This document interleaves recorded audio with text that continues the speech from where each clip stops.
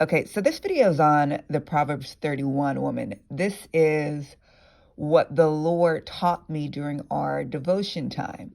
What's interesting was that I was committed to reading one of the books of the gospel. I wanted to read through it cover to cover, but instead, the Lord had me just read this one chapter, and He wanted to teach me on it. So this is what He showed me, and I want to share it with you all. This also gives you a different idea of what God wants to do with you all during devotion time. So He had me look at the Proverbs 31 woman. And when I look at the Proverbs 31 woman, I think impossibility. I think exhaustion right out the gate. I'm thinking, how? It's a lot. Oh, yeah, she busy.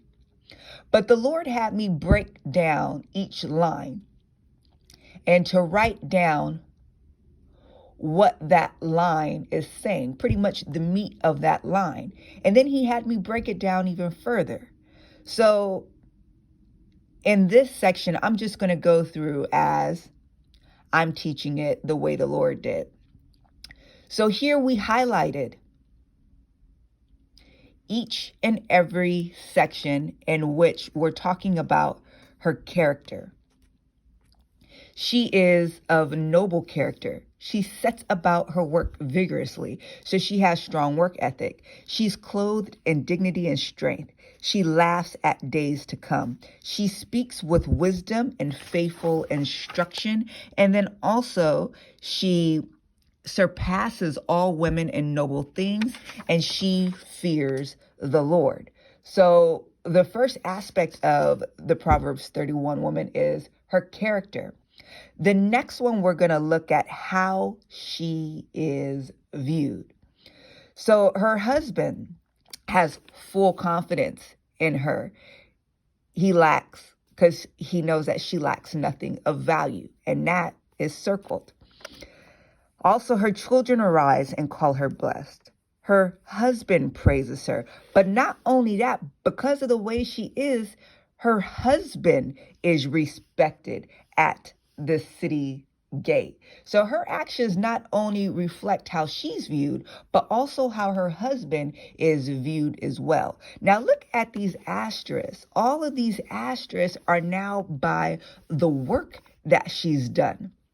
This is working eager with her hands. She brings food into her home. She provides food for her family. She buys fields, plants vineyards. Trading is profitable. She grasps the spindle with her fingers. She opens her arms to the poor. She extends her hand to the needy. Her family is clothed in scarlet. She makes linen garments. She supplies merchants with sashes. She is working. But the only reason why she's able to do this is because these things that are underlined that enable her to work. It's because she gets up while it's still night. Her lamp does not go out at night. Her arms are strong for the task. So she has to prepare her arms and get them strong for what she's doing. She watches over the affairs of her household. She needs to be involved, engaged, and aware of what's going on in her household so she knows what it needs. So she's tending to her household in that way. She does not eat the bread of idleness. So I want you to see that it is broken down into 4 parts: her character, how she's viewed, the work she does, and what has to be done in order so that she can do that. Now, her character makes it so that she can do all of this. It consists, we see, mostly of work. Look at all of the work that needs to be done. God expects women to be productive. God expects women to go to work. See, she can only go about doing this work, though, if she has a certain approach. She can't be lazy. She can't eat of the bread of idleness. She can't just chill and relax. Life ain't a vacay. She got to get herself ready and be prepared and have the mindset to be able to go do this work God's called her to.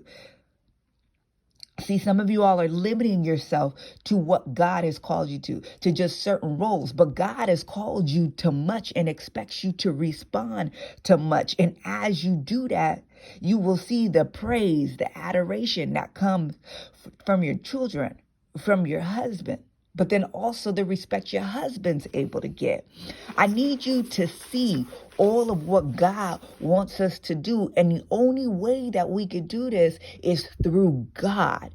God has to be able to work on us in such a way that we are able to do the much that he's called us to. You see, it is God that called us to be a Proverbs 31 woman. This is a God assignment. See, the world might have a different idea of what a woman should be. The world has not even come to a consensus on what they want a woman to be like. But God knows, and it's listed here. But you can't fill the godly role. You can't do a God assignment without God because it's much. Because it's much. See, you're looking at it from one aspect. Oh, it's just the work. Like I saw. I'm seeing the work and exhaustion. But this thing is multidimensional here. This requires so many different aspects of your being, right? This means a change in character, a change in heart, a change in mindset, in the way how you think. This changes the way how you live. This is fundamental. This is foundational, right? There's a transformation that needs to take place. And you can only depend on the Lord to be able to do it. If you try to do this in your own strength, you will fail. You don't know what takes priority. You don't know what to do, when to do, how to do it. I want you to think of the many things that you are already struggling with. Yeah, God knows.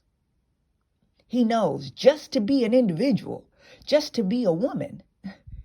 It takes enough for you to manage yourself. Then you got to respond to God, and God's pushing, God's stretching, God's testing, God's trials. It's a lot. Now you got to deal with a husband and care for him and serve him and meet his needs and be available and be attractive and be a servant to him. Then you have to deal with your kids, and you got to make sure you're raising them well and you're caring for them and that they're tended to. Then you have your household that you got to tend to, you got to care for. Then you have your purpose, your assignment. So not just the roles that the Lord has given you in your home, but what about your spiritual giftings? What about your purpose, your assignment? What if there's more? How do you do all that? You have to submit and you have to surrender to the Lord. You have to lose your life to the Lord.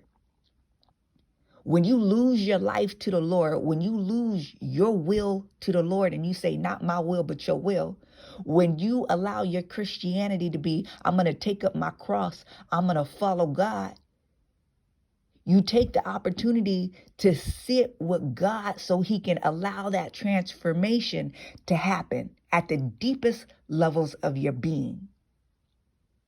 Then from there, he can order and structure your day. Yeah, the steps of a righteous one are ordered by God. He can order your steps, and he will tell you, do this, now do this, now do this, now do that. See, you don't know. You just gonna go like a tornado and do it all. But God got steps that are ordered for you. Yeah, he got a plan for you. It ain't to harm you, it's to prosper you. But if you don't listen to him, if you don't submit to him, if you don't follow him, that plan will crush you because you're not following the steps of his plan.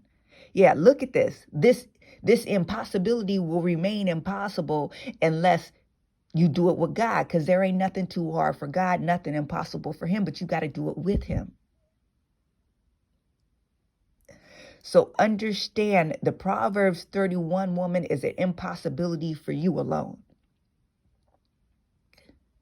But with God, not only is it possible, It's what he requires. It's what he desires of you.